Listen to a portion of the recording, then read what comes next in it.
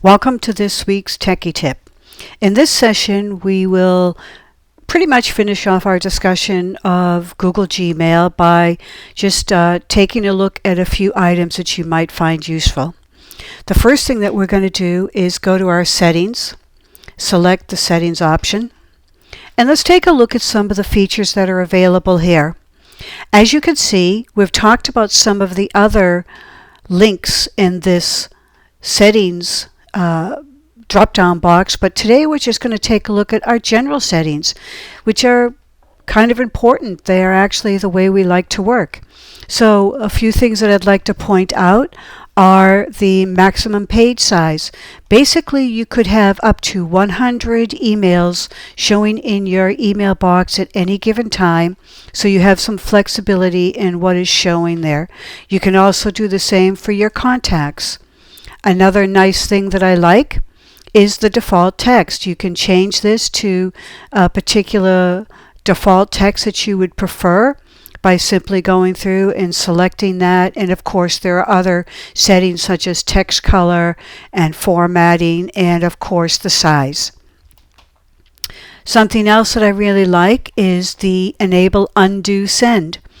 And you'll love this feature because we've all done it. We've actually clicked on the send button and then said, oops, I really didn't want to send it. So if this is enabled, you can determine whether it's for 5 seconds or 30 seconds, and that'll give you plenty of time to actually undo your email. So I'm going to pause looking at the rest of this, save my changes, go to my inbox, and give you a quick example of how undo works. So I've put together an email here, and I'll email myself just a quick message. And I'm ready to send that off, and once I click the send button, you'll notice that a little message has been sent, but I can undo that or view the message. So if I click the undo, it'll undo that email being sent, and as you can see, it automatically brings it right back where I can actually delete that email or just close it and come back to it at another time, which I do want to come back to as we show you a few more items about your inbox. So let's return to our settings. Finish looking at a few other things here. I love looking at the stars, and there are different stars that I can use depending upon what my preferences are. So if I really want to have something important show up, or if I'm not sure about something, I simply take my mouse, click over that star and drag it in, and it will become one of the stars that will be used to mark important email or identify other things that I think are important. So that's kind of a neat item. Desktop notifications. If you use Google Hangouts, you definitely want to make sure your chat is on.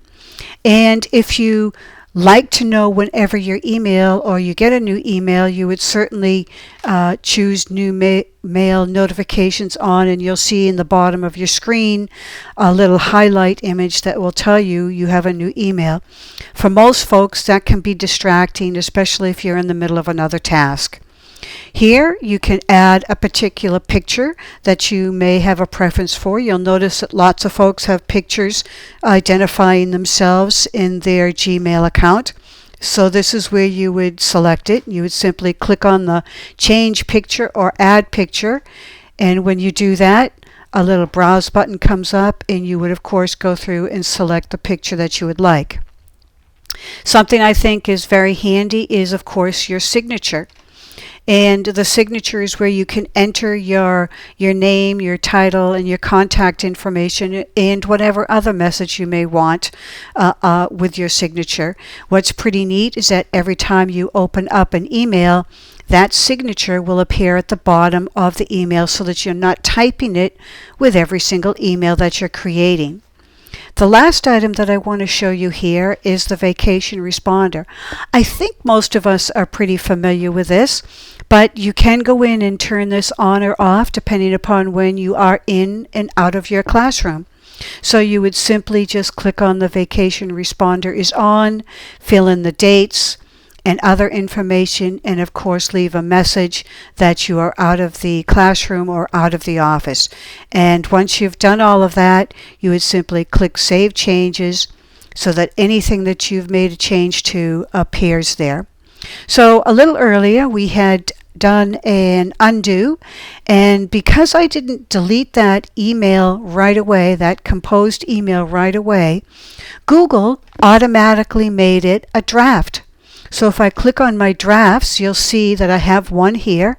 If I click on that and open it up, it actually is the email that I undid a few moments ago. And I really don't want to save that as a draft, so I'm going to simply click on the trash can, which will discard that draft and move it to my trash.